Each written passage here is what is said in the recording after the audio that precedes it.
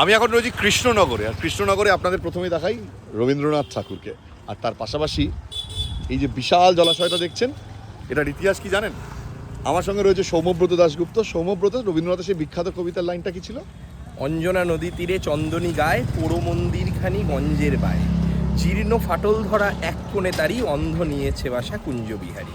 আত্মীয় কেহ নাই, নিকট কি দূর, আছে এক ল্যাচ কাটা ভক্তকুল। এই সেই অঞ্জনা নদী। এই সেই অঞ্জনা নদী। অঞ্জনা নদী কিন্তু আর এখন সেভাবে দেখা যায় না, টুকরো টুকরো অংশ। দেখুন, এইটা হচ্ছে নদী, মাঝখানে রাস্তা হয়ে গিয়েছে, আবার ওই পাশটা জলাশয়টা। আমি এদিকে সৌম্যব্রত, তার সঙ্গে সৈকত রয়েছে, মৈনাকদা রয়েছে। আমরা এখন কৃষ্ণনগর রয়েছি, রবীন্দ্রনাথকে স্মরণ করছি, অঞ্জনা নদীকে খুঁজতে বেরিয়েছিলাম। আমরা এখান থেকে যাব মুর্শিদাবাদ, কালকেও থাকবো মুর্শিদাবাদ, পরশুদিন থাকবো। আর সৌম্য, আরেকটা জিনিস জিজ্ঞেস করবো যে এই অঞ্জনা নদী আর কোথায় কোথায় এর মানে উল্লেখ পাওয়া যায়?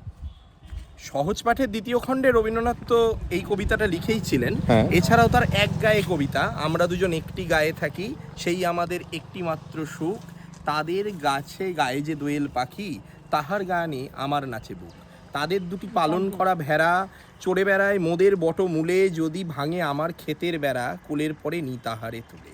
তাহাদের সেই গ্রামের নামটি খঞ্জনা, আমাদের সেই নদীর নামটি অঞ্জনা, তা আমার নাম তো জানে গায়ের পাঁচজনে, আমাদের সেই তাহার নামটি রঞ্জনা।